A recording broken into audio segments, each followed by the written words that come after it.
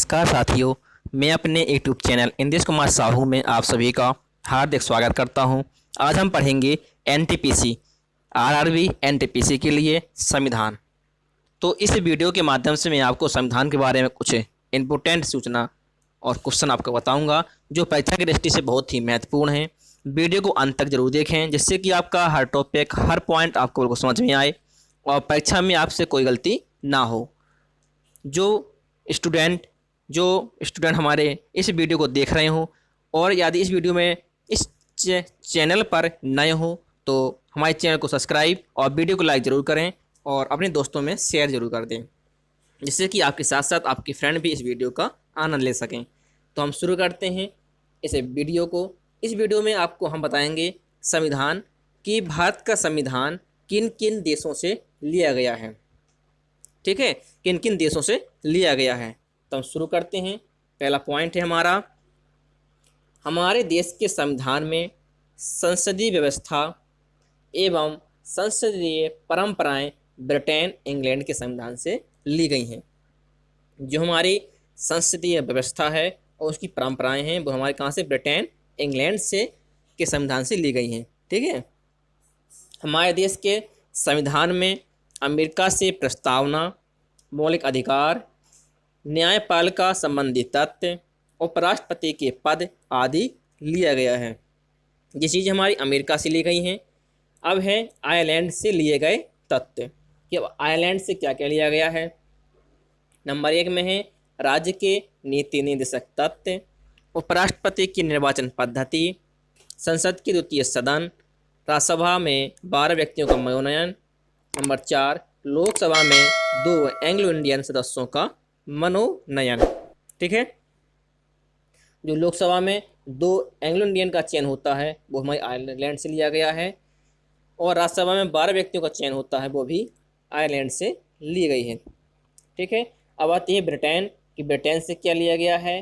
तो भारत के संविधान में जो भारत का संविधान बना हुआ है वो ब्रिटेन से संसदात्मक शासन प्रणाली, एकल नागरिकता एवं विधि निर्माण प्रक्रिया, विधि का शासन, मंत्रिमंडल प्रणाली और परम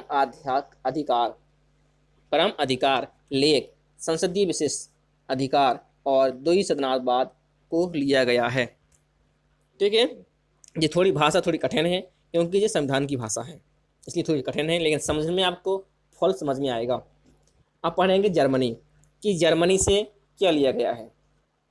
तो जर्मनी के संविधान से आपातकाल के दौरान राष्ट्रपति के मौलिक अधिकार संबंधी शक्तियाँ, आपातकाल के समय मूल अधिकारों का परिवर्तन जर्मनी से लिया गया है। ये सब चीज़ें कहाँ से ली गई हैं, जर्मनी से। आपातकाल के दौरान राष्ट्रपति के मौलिक अधिकार संबंधी शक्तियाँ, आपातकाल के समय मूल अधिकारों का परिवर्तन, ये हमारी जर्मनी से ली गई हैं। ठीक है, अब चलते हैं नेक्स्ट है हमारा साउथ अफ्रीका। ठीक है, कि साउथ अफ्रीका से क्या लिया गया है। तो संविधान संशोधन की प्रक्रिया का प्रावधान, जो संविधान में संशोधन होते हैं इस प्रक्रिया को हमें साउथ अफ्रीका से लिया गया है। राज्यसभा में सदस्यों का निर्वाचन दक्षिण अफ्रीका के संविधान से लिया गया है, दक्षिण अफ्रीका या साउथ अफ्रीका। ठीक है, अब है कनाडा से क्या लिया गया है। तो संगठनात्मक विशेषताएं, अवशिष्ट शक्तियाँ केंद्र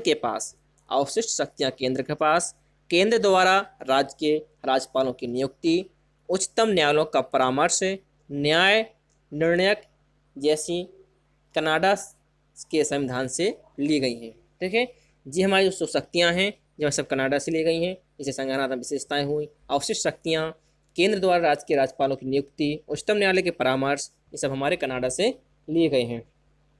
अब आते हैं ऑस्ट्रेलिया। तो ऑस्ट्रेलिया से क्या लिया गया है, प्रस्तावना की भाषा, समवर्ती सूची का प्रावधान, केंद्र एवं राज्य के बीच संबंध तथा शक्तियों का विभाजन, अपार वाणिज्य और संसद के दोनों सदनों की संसद बैठक को ऑस्ट्रेलिया के संविधान से लेकर भारतीय संविधान में जोड़ा गया है। ठीक है, ये थे कुछ इम्पोर्टेंट संविधान जो भारत के अन्य देशों से ली गई हैं। भारत के लिए संविधान अन्य देशों से लिया गया, इम्पोर्टेंट थे इतने जो मैंने आपको बताए हैं।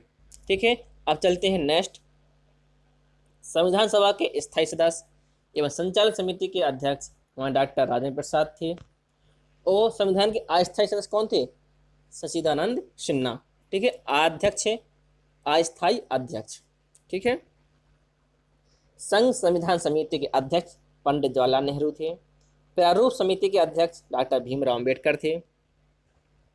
अब चलते हैं नेक्स्ट है हमारा संविधान सभा की प्रमुख समितियां और उनके अध्यक्ष। जो हमारी संविधान सभा की प्रमुख समितियां थीं उनके अध्यक्ष बनाए गए थे।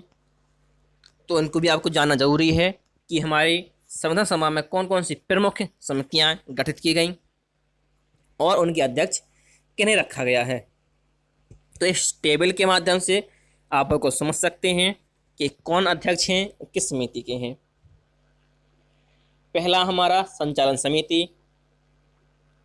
संचालन समिति के हैं डॉक्टर राजेंद्र प्रसाद। संघ संविधान समिति के हैं पंडित जवाहरलाल नेहरू। प्रांतीय समिति के हैं सरदार वल्लभ भाई पटेल। संघ शक्ति समिति के हैं पंडित जवाहरलाल नेहरू। प्रारूप समिति के हैं डॉक्टर भीमराव अंबेडकर। प्रारूप के कौन है? प्रारूप समिति कौन? प्रारूप समिति के हैं डॉक्टर भीमराव अंबेडकर। झंडा समिति के हैं जे.बी.